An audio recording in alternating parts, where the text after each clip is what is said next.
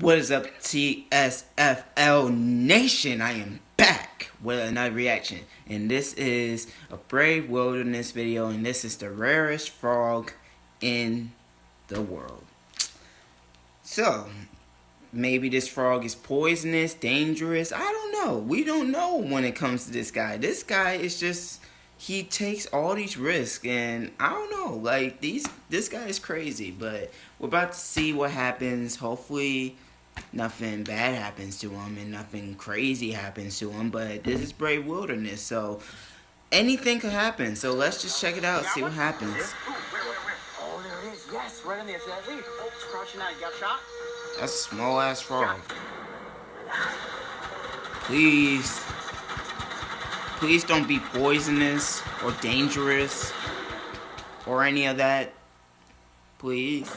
Nestled below the endless expanse of treetops, a biologically diverse world of animals called the Costa Rican rainforest home. And on this adventure, I will be working alongside an expert who has dedicated his life to preserving this wild place.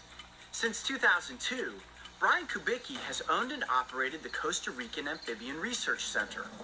Located on the Caribbean coast, this 120-acre preserve is home to a plethora of animals, including birds, mammals, countless creepy crawlies, reptiles, and his absolute favorite, amphibians.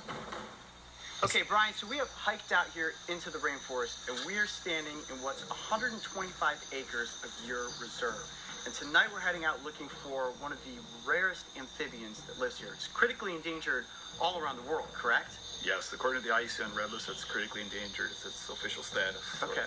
The next status up is extinct. Wow. Now, Wow. Mark, when you hear critically endangered, what do you think of?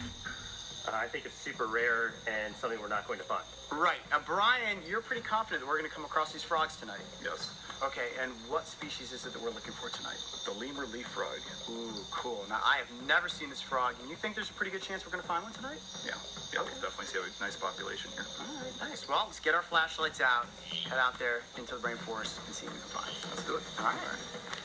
Brian has spent countless hours in the field, which in turn have resulted in numerous important discoveries and rediscoveries of amphibian species that have not been seen in decades.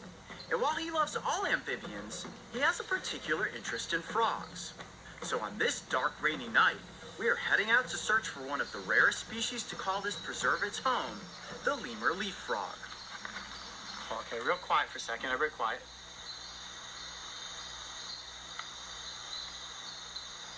Is that a frog call?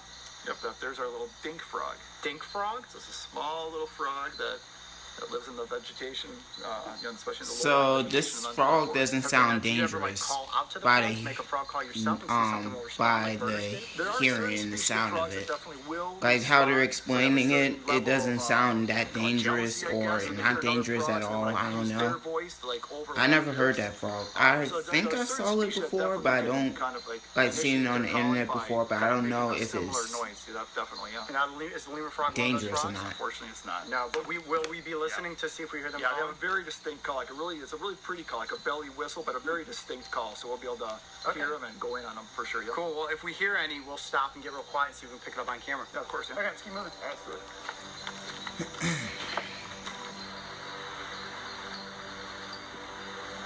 Now, Brian, I don't know if I would recognize the call of this frog if I just heard it, but I feel like I'd be pretty good at spotting it. What should I be looking for? What we're gonna be looking for is actually the eye shine. Okay. So what I want you to do, Coyote, is you see how I'm with my flashlight, I've got it right in front of my eyes, like right at the tip of my nose. So look at that, and you'll look for little white lights, which are the frog's eyes as they reflect the light back at us. Oh, that's interesting. I mean, normally I'm walking with my flashlight down like this and just kind of projecting it around, but I notice you're right. If you put it like right up to your nose, the beam is straight in front of your eyes. And you see reflection, yep. All right, well, let's keep moving, and you let me know if you hear one. Okay, yep.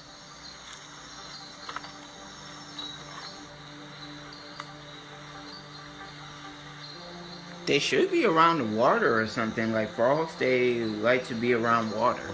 It's starting to rain. Watch your camera, okay? Yeah. It opens up. Put the camera in the bag. Spot. You got one? Yeah. Ooh, where? Let's do it. Break on here. On the put your flashlight in front of your nose like I told you. Oh, there it is. Yes, right on the edge of that leaf. Yep. Can I go down there and grab it? Yep. Yeah, you just go on this little trail right here. Probably the best way to go down this little small trail there. Okay. All right. I don't think it's poisonous because they're not cautious or anything or I want your footing. Hold on. worried. So, Snakes. oh, Get excited, and then you end up stepping on a fair to lance. I'm gonna be real gentle with this. Oh, look at that little. Oh, it's crouching now. You got a shot? Yep. I see it. Got it. Awesome. Yes. All right. All right, I'm gonna bring it back up. Let's. This is not a good spot to do a scene. Brian, we're gonna come back up to you and get this little frog in front of the camera. All right, I got a real gentle hold on his back leg. I'm gonna crouch down here. You guys ready? This frog is so cool looking. All right, ready? 1, 2. There it is. Look at that face. Wow. It looks like E.T. This might be one of the coolest looking frogs I have ever seen. Look From at the backside, skin, and it it look looks like it's a normal glowing. tree frog, but as soon as I saw his face, I was like, no wonder this is so unique. It's very iconic with those large, bulging eyes. And Yeah. yellow eyes. Yeah. Wow, and the eyes are gray. That species, when they're active, they typically have that kind of darker iris coloration.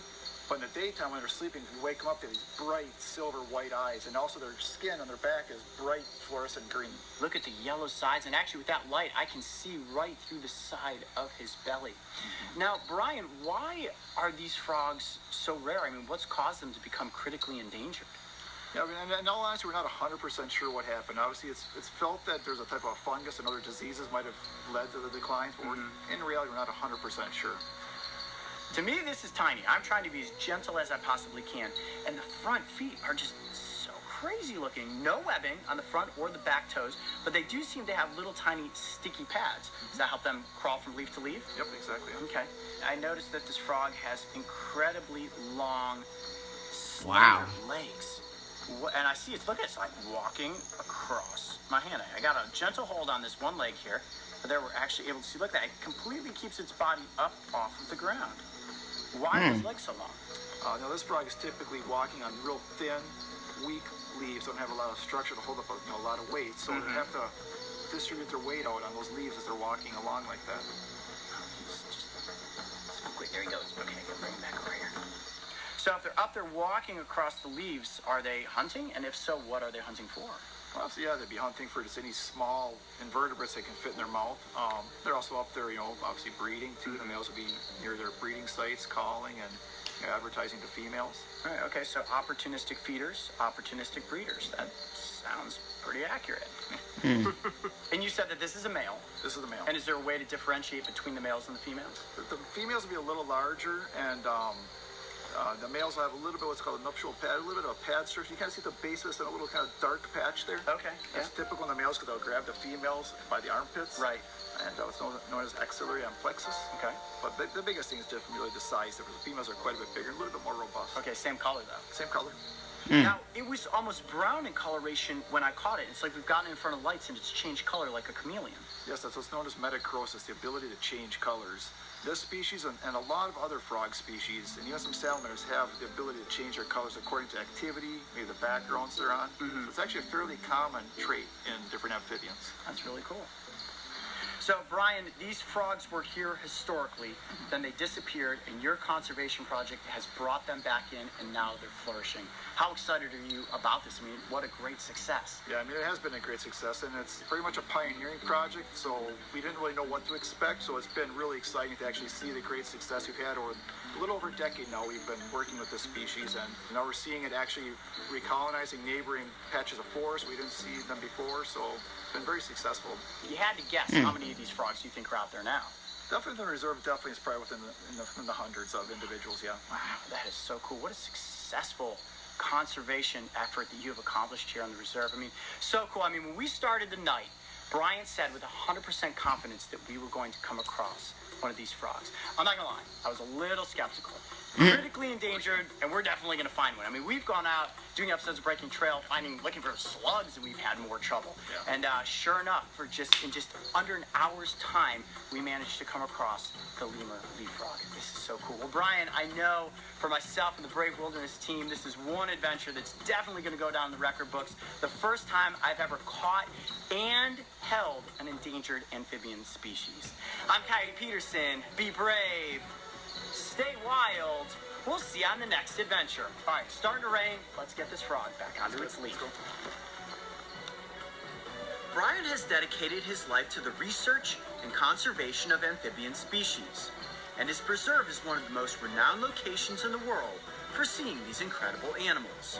If you would like to visit, make sure to check out their website and book your own amazing amphibian adventure.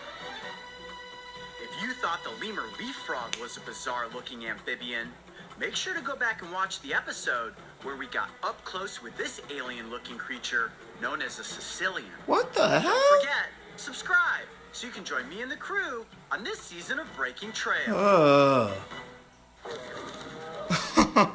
Okay, so I did not know what that animal was that was in the end, but yeah, that was a pretty cool frog. I like the skin and how it glowed and stuff, so definitely interesting. But thank you guys for watching. Like the video, like this, subscribe, and yeah, guys, peace.